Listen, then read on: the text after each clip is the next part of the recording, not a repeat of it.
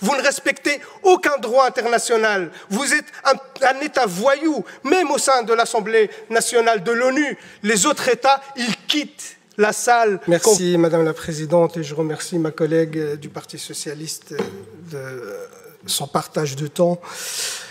Il est clair que la manière avec laquelle cette discussion est organisée nous laisse sur notre faim, et je trouve que ça ne répond pas du tout à la gravité de la situation. Et j'aimerais ici aussi, à mon tour, présenter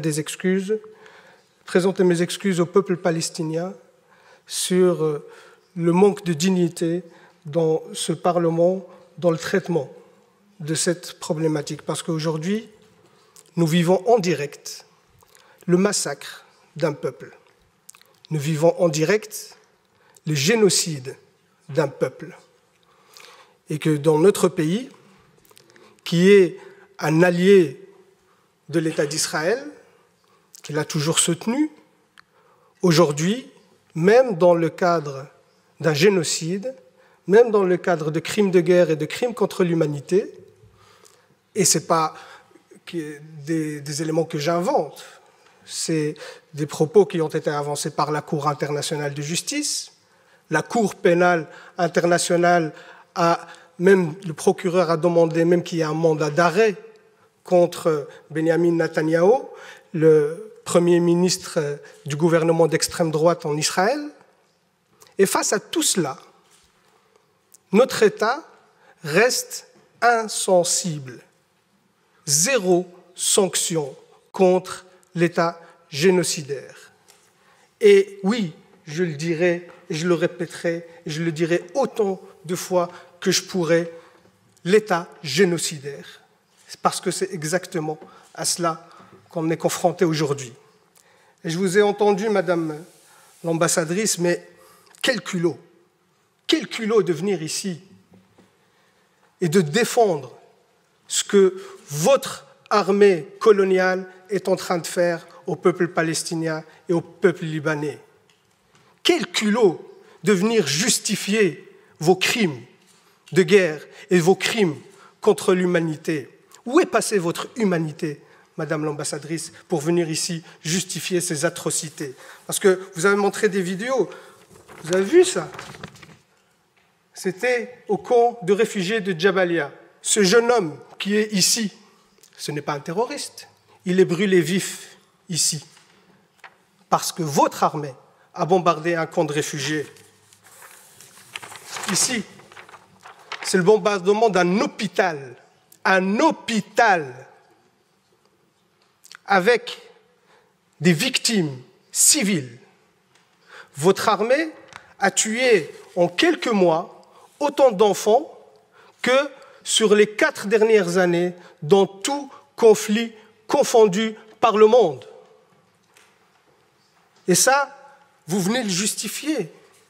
Est-ce que quand vous tirez sur des enfants, quand vous tuez des enfants, des femmes, est-ce que c'est ceux-là qui vous terrorisent? Aujourd'hui, c'est ceux-là que vous appelez des terroristes et que vous luttez contre. Quand vous bombardez le peuple libanais par du phosphore qui est interdit par le droit international, c'est pour lutter contre le terrorisme. Quand vos soldats, qu'on considère, que vous dites que c'est l'armée la plus morale du monde, quand vos soldats exhibent les vêtements des femmes assassinées et qui font des vidéos de divertissement sur TikTok, quand ces mêmes soldats posent avec leur butin de guerre fièrement et qu'ils sont fiers de tuer des enfants et des femmes, et c'est eux qui le disent, hein, dans des vidéos TikTok, dans des comptes Twitter, ça c'est votre armée la plus morale. Et oui, monsieur de Macht, moi je ne me rabaisserai pas à vos insultes sur l'éducation, ainsi de suite, je vous laisse ces bassesses pour vous. Mais par contre, oui, moi je prends parti dans ce conflit, je prends parti pour les opprimés, je prends parti pour le peuple palestinien. Et ça vous a tellement agacé que je brandis le drapeau palestinien dans cette commission, je vais le refaire, monsieur de Macht. Ce peuple a le droit a le droit d'exister, a le droit à sa liberté. Ce peuple a le droit à son indépendance. Ce peuple a le droit à la dignité.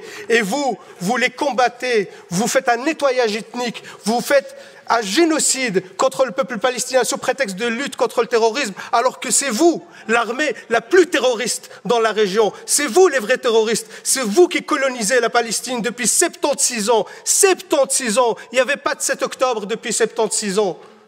Toutes les résolutions de l'ONU que vous avez violées, vous ne respectez aucun droit international. Vous êtes un État voyou, même au sein de l'Assemblée nationale de l'ONU. Les autres États, ils quittent la salle quand votre Premier ministre, le chef d'un gouvernement d'extrême droite, prend la parole. Les autres États quittent la salle parce que vous êtes devenu un État paria et vous osez encore venir ici nous balancer vos salades pour dire que ce que vous faites est justifié. Comment vous pouvez justifier l'injustifiable? Comment vous pouvez justifier le génocide? Comment vous pouvez justifier les crimes de guerre? C'est inacceptable et inadmissible, Madame l'ambassadrice, de venir ici nous raconter ces salades. C'est inacceptable. Et par respect au peuple palestinien, je leur réitère ici tout mon soutien, et je leur demande de pardonner notre pays qui n'est pas à la hauteur de la situation, parce que jusqu'à aujourd'hui, 0 sanction ont été prises contre votre État. Et vous savez, vous avez justifié vos réactions parce qu'on vous a lancé des requêtes. Vous êtes l'État terroriste et vous avez des comptes à rendre. Et c'est une honte aujourd'hui que vous êtes resté encore impuni, qu'il n'y a aucune sanction contre vous. Je termine par là, Madame la Présidente, même s'il y a beaucoup de choses à dire, mais on est limité par le temps, mais je pense que l'essentiel a été dit. Et surtout, ce qui est encore honteux, qu'il y a encore des porte-voix, des porte-paroles dans ce Parlement qui soutiennent cette politique génocidaire, et ça, c'est inadmissible.